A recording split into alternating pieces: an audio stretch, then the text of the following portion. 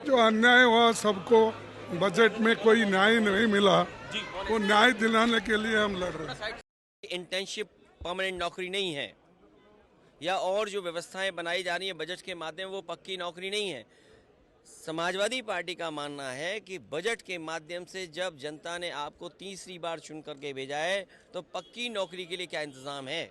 और कहने को कह रहे हैं कि हम जो एडिबल ऑयल है, चाहे वो मस्टर्ड, सेस्मिक, आपका सोयाबीन, आपका ग्राउंडनट, सवाल ये नहीं है। सवाल ये है कि बाज़ार को आपने 10 साल किसकी मदद की जिससे बाज़ार में वो खाने पीने का रिफाइंड तेल भर गया, जो बाज़ार में आज पक्की तरीके से खड़ा है। तो आप किसान को क्या एमएसपी देंगे? क्या हॉर्टिकल्चर क्रॉप्स के लिए आपके पास कोई एमएसपी देने का इंतज़ाम है? किसान तो एमएसपी मांगना चाहता है, आप एमएसपी देना नहीं चाहते हैं। हॉर्टिकल्चर जो क्रॉप्स हैं, क्या उसके लिए एमएसपी की आपके पास तैयारी है? अगर हॉर्टिकल्चर क्रॉप्स के लिए आपको एमएसपी की तैयारी नहीं है और आप फसल की तैयारी नहीं कर रहे हैं, आप एग्रीकल्चर इंफ्रास्ट्रक्चर के लिए आपने पिछली बार भी कहा था कि 1 लाख करोड़ रुपए हम दे रहे हैं। अगर मंडियां नहीं बनाएंगे, ये सरकार बताए कि यूपी में अगर एक भी मंडी बनाई हो, तो जो मंडी नहीं होगी, किस स्थान पर किसान ले जाए अपनी फसल की कीमत पाएगा? इनके बजट में एससी एसटी का नाम ही नहीं, या उनके लिए जो बजट पॉपुलेशन के लिहाज से रखने का था वो भी नहीं। जो एक स्पेशल कंपोनेंट के तहत अलग पैसे रख के देना था वो नहीं किए। शायद उनको गुस्सा होगा क्योंकि इस बार दलित आदिवासी लोग ज्यादा रुझान इंडिया गठबंधन के दिया है, तो इसीलिए वो गुस्से में वो गुस्सा निकालने के लिए, सबक सिखाने के लिए गरीबों को, दलितों को, पिछड़ों को और माइक्रोस्कोपिक बैकवर्ड्स को उन्होंने नजरअंदाज किया। शॉर्ट टर्म कैपिटल गेन पर टैक्स बढ़ा के 15% से 20% कर दिया। लॉन्ग टर्म कैपिटल गेन पे टैक्स बढ़ा के 10% से 12.5% कर दिया। तो जो छोटे निवेशक थे, जो अलग अलग कंपनियों में शेयर बाजार में अपना पैसा लगाते थे, उनके ऊपर भी आपने टैक्स की मार दे दी। और इसी के कारण आप देखिए कि शेयर बाजार बुरी तरीके से धड़ाम से गिरा है।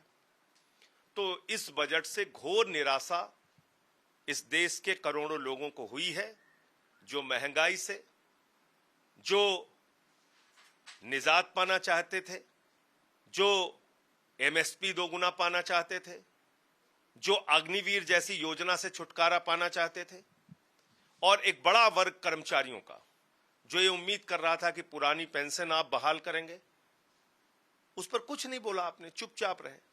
तो इसलिए ये बजट निराशा का बजट है और शेयर बाजार उसका एक प्रतीक है। But there are very many things missing. There was no mention of Manrega. There was no mention of any serious measures to improve the income of the bottom 40% of our population whose incomes have gone down. There was very little addressing of the inequality in our situation in our country today. Very little done to give reassurances to all of us who have been worried about the failures and limitations in this government's economic approach. You know that as far as development is concerned, there was no mention of public health expenditure, no mention of education expenditure, all of which should have been increased significantly. So there is a lot more missing than we heard today. It is not looking like a budget of central government. It is looking like a budget of Bihar and Andhra Pradesh. Bihar and Andhra Pradesh MPs are supporting the NDA. If these two people are not there, there is no guarantee of forming the government by Modi ji and BJP. That is why they have given all possible budgetary provision to Bihar and Andhra Pradesh only. They have also mentioned the division guarantees given to Andhra Pradesh are being implemented, but they have conveniently forgotten Telangana. Telangana is a state formed after the division. This Telangana, that side Andhra. But unfortunately, the BJP MPs who have promised that they will get more budget from the central government because the BJP government is there in the center. Now what do they say to the people of Telangana? They are not talking anything. They have not raised any voice. We request all BJP MPs and MIM MP come along with Congress and demand for all our guarantees like IIM to our Telangana. Union government at center headed by BJP, the alliance partner, they have given support for the sustainable of the present government, Bihar and Andhra Pradesh, JDU and TDP. Right now the budget speaks the appeasement. They have pumped money to Andhra Pradesh and Bihar.